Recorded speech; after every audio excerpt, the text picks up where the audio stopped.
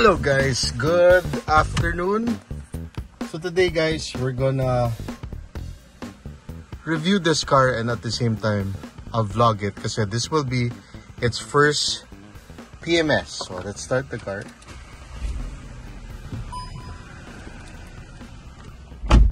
Sobrang init guys. Ulan init. Anyway, so I hope everybody's doing okay. That's on the aircon. So a lot of people were asking about this car. I only vlogged this car once because this is not my car. It's my girlfriend's mom's car. Na ginagamit niya na bihira actually guys. For first PMS, it's only 1,720 kilometers pa lang. So, but I've used this car a couple of times, using it around the city lang dito sa Makati. And it's been a very good car. And while I'm driving it later, I'm gonna tell you why I think it's quite underrated. Because all we see nowadays is a lot of cars from, of course, the Chinese crossovers, and of course, they still have the Toyota Corolla Cross. But those cars are a tad more expensive. Actually, they are pretty big in terms of price difference. And also, ano pa bang mga kalaban nito? I could even say the Kia Seltos, but the Kia Seltos is, I think, a little bit longer than this car. So, but this, I think, is not the Corolla Cross competitor. I think it's the Yaris Cross. So, in terms of price, but the Yaris Cross top of the line, which is the HEV hybrid, is mga 1.5, almost 1.6, I think, right? Or 1.5, a little over 1.5. This one was under 1.3. But of course, being a Toyota product and also, of course, being a hybrid, of course, talagang this car will lose in terms of sales. But I think this is a good choice if ever you're looking at a car of this size, something a little bit different than what you see. And of course, you got your sunroof, which we'll use today. On lang natin yung aircon. It has automatic start-stop, which deactivate natin. Kasi guys, I hate start-stop. So, automatic yan. Even with the Mazda, the Audi that I have, off ko yan. So later, while I'm driving, we're gonna go to Alabang. That's where I scheduled for the PMS of this car. And basically, I don't know how much it will cost. Also, I would like to share that with you. Kasi this is once a year PMS. So, mag 1 year na to. And, of course, it's under the mileage that, it's only 1.7, guys. Tingnan natin kung magkano yung every year PMS of this car. But, very, very good. Aircon's very strong. This is the first Volkswagen car that I've driven a couple of times. I know that, the owner. And it's been great. As auto headlights, of course, and I like the size kasi guys, I drove this a lot going to the mall or the hospital, and alam na natin na sometimes like in Makati Med, medyo masikip yung parking. So this is a perfect car, especially if you don't want wide big SUVs. This is super easy to maneuver. And I'll tell you what I like about it and also what I don't like about the car in a little bit. So I'll see you then.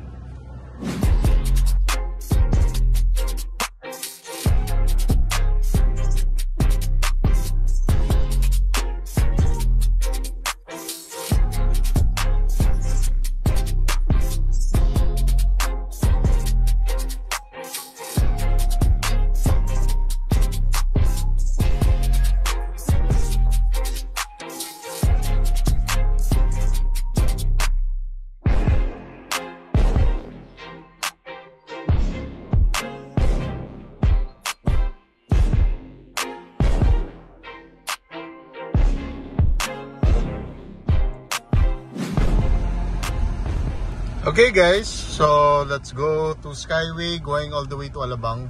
So dito ako nagpa-PMS sa Alabang. Dito tayo magpi-PMS. To PMS sa Volkswagen guys, all you have to do is go online sa volkswagen.com.ph and schedule. As simple as that. You just pick the showroom or the yeah, the showroom na gusto nyo mag-schedule. And yeah, that's about it. Tapos ito naman kasi, this is just the first PMS, so basic PMS. And so that's basically oil change and oil filter. So now, let's start with the bad things. Well, not the bad things about this car, but the things that I don't really like about this car. And that would be Andreas in the Camry, guys. Yeah. So the bad things, or the not so good things about this car is the engine, the power. It's not weak by any sense, but as we all know, this is a 1.5, I think. Yeah, 1.5 naturally aspirated. So a little over 100 horsepower lang. 102 yata or something like that. Torque is not that good too. But it wasn't built for you to, you know, humataw ka and everything. It's really built for city cruising at cruising speeds, at legal cruising speeds. So we're here in Skyway now, and you really have to push your feet to the pedal, to the, you know, kasi when wala naman siyang turbo, so yan, tumataas talaga yung RPM mo. So if you want a little faster car and a more, how do you call it, in terms of acceleration, this is not the small compact crossover for you. But if you want comfort, and I like the way it looks, guys, then I'll go for this. At under 1.3 million, panoramic sunroof, leather with fabric seats. I love the suspension of this car, guys. On really, alam mo naman natin, especially in city roads where there are potholes and stuff, you need good suspension, and this car offers that. The suspension is very, very good. Wind noise is very good kasi the brother of Andrea brought this to Baguio. Yun yung comment niya, medyo mabagal. Overtaking, yeah, you really have to press the gas. But in terms of wind noise, at 100 kilometers, 120, solid car. You don't really hear a lot of wind noise or any vibration whatsoever. Now we're at 75 kilometers. Steady lang tayo. I love the steering feel. Not too light, not too heavy. Sakto lang siya. To think this is of course, electronic power steering system. Ang ano lang dito, guys, I don't think this is wireless Apple CarPlay. Wired Apple CarPlay and Android Auto. So I'm connected to the Bluetooth. But it's okay. I mean, not a big deal. For me, but for some people, that is a big deal na hindi wireless Apple CarPlay. But there are some cars that still wala pang wireless Apple CarPlay. Mazda nga recently pa lang. That's why I got the Mazda 3 for that reason also. And the Chevy Trax, the new one, is not even walang Apple CarPlay at all. So, but of course that car is way faster, a little bit bigger, and way more expensive as well. So we're here, yan, kanina 5th gear, down to 65 kilometers. Yun nga, the suspension is very good. Kasi the tires are thick, the mags are not that big. I think they're running on 16s pa lang to, yung mags. So it would be nice to upgrade the max to 17s or 18s, but of course the ride will suffer. But I love this car. Matipid siya for a 1.5. Well, that's essentially why, because it's not really a heavy car. 1.5 liter. The transmission and the engine works well naman together. You don't feel like it's super underpowered, but kapag yun nga, guys, pag nag-overtake talaga, and sometimes you really have to overtake, especially if you drive in Manila, it's essential, especially in the highway. Kailangan talaga. Yun lang, wala rin auto-dimming. I wish it had auto-dimming mirrors. That's one thing also. Also, one thing I don't like about this car is the stability. It's not the best. Of course, if you've driven like the Mazda CX-3, CX-30, ano pa ba mga kalaban nito? Even the Kia Seltos, or even, not the Seltos, the new one, the Sonet, the Yaris Cross. I think this has the stability, to be honest, Well, a little bit better naman siguro. Something like the Suzuki Jimny. The stability of this car, guys, is on the, how do you call it, floaty side, kumbaga. Parang, especially if you drive fast, you don't feel as confident. Just because also of the design, guys, medyo squarish yung design ng kotse na to. So, in terms of stability, it's not the best. It's not the worst also. I think this plays in the middle of the pack. But in terms of styling, in terms of build quality, it feels built well. No rattles in the car, especially when you're driving fast. You don't hear anything. I like the fact that they kind of rubberize this part para when you put your cell phone.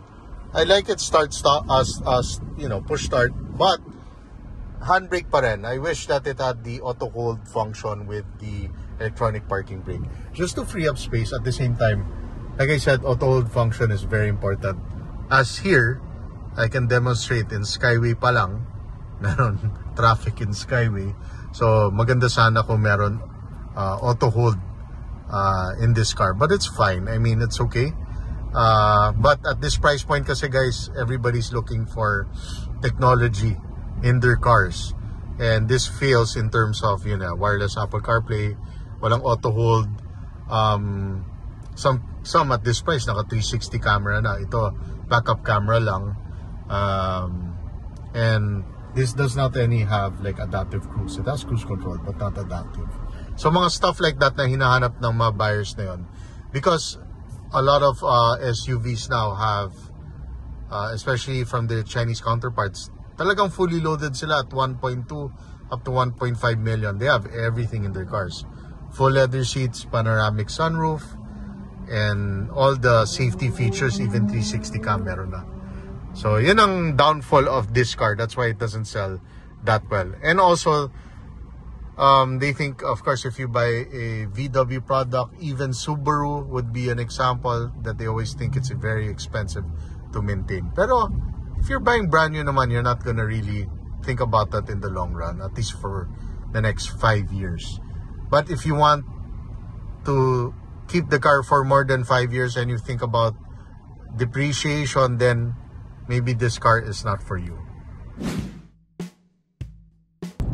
Yun, guys, so ang mga kalaban nito is yan, Yaris Cross, the new Kia Sonet, even the Peugeot 2008 is around this price already, 1.2, ganon, 1.3. What else is the Creta of Hyundai, which also is a nice car, guys. That's naturally aspirated Creta. Of course, the countless crossovers from Chinese brands, which I'm really not that familiar with, to be honest with you, pero marami yan, guys. So there's Geely, there's JAC, even GAC, so all those brands. There's Jetour, there's ano ba, yung ano pa ba mga brands, guys, ang dami. Basta ang dami, guys. Kaya na lang mag-check kung yung comparison in terms of price. Kasi, guys, ito, I think there's a 1.1 something and a 1.2. Yung 1.1 yata yung walang panoramic. I'm not sure. You have to check Volkswagen the site kung magkano. But yun ang mga price points, so you could compare and see for yourself. But in terms of, how do you call it? In terms of this car being not so common, yeah, it really is not so common. But I like it. Personally, I like how it looks. Very understated type of car. Alam mo naman, Volkswagen and the Volkswagen Group, that's including Audi, very understated yung mga kotse nila, which I do prefer.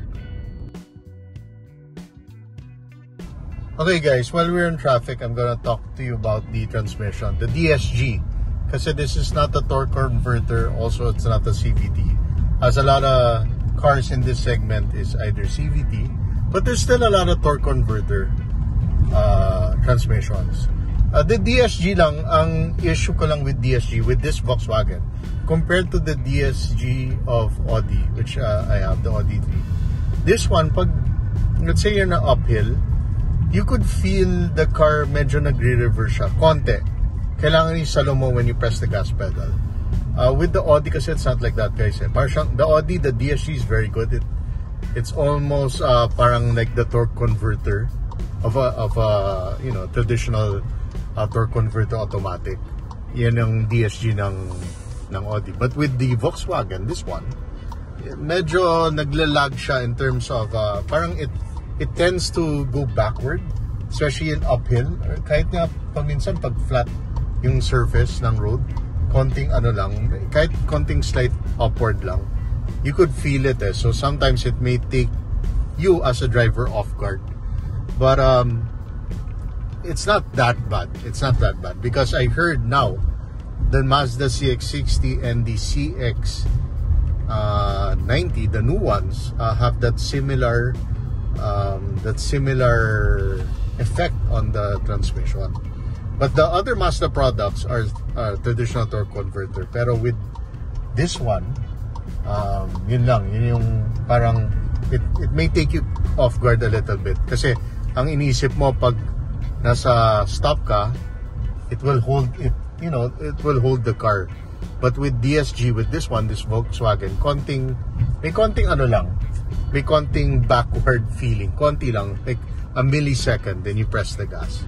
Yun lang yung naging observation ko with this car, especially while driving it now na medyo let's say stop and go, maraming stoplight dito sa Alabang. We're here now in Alabang, actually going to the dealership, malapit lang, guys. It's near Honda Alabang. As you know, that Ayala is the one that sells Volkswagen and also Isuzu and Honda. So magkatabi yan dito sa Alabang.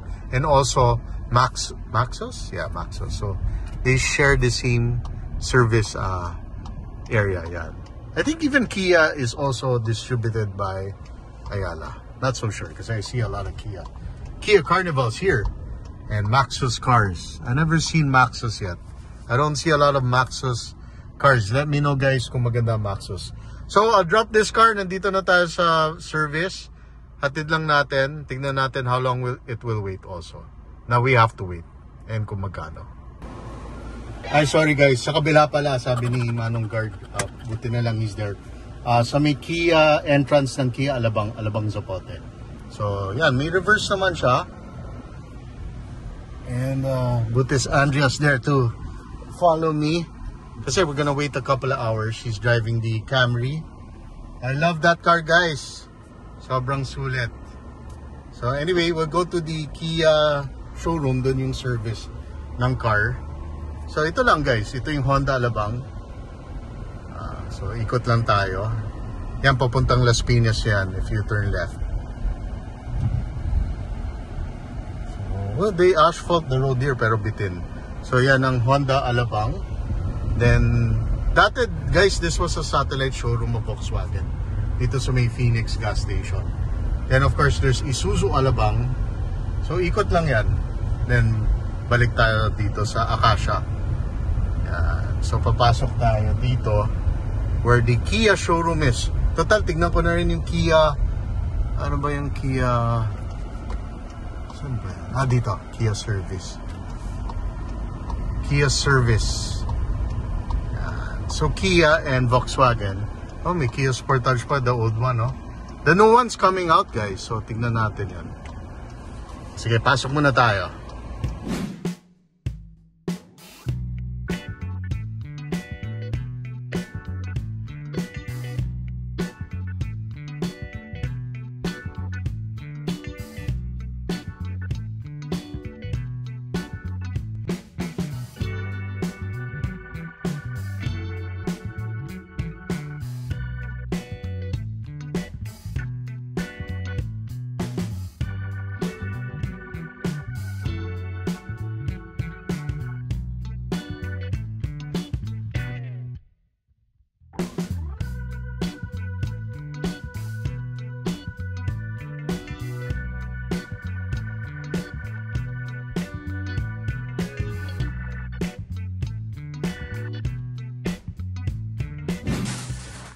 Okay guys, I'm back home, but I'm back at Andrea's home, and we just finished the PMS. As you could see, 7,300 pesos. If you're gonna ask kung Bakit medyo pricey siya? I think it's because they use liqui moly. So they use liqui moly engine oil, which is very good kasi all German cars, yung BM, diba, it's a German brand oil. It's very, very good. So that's good also.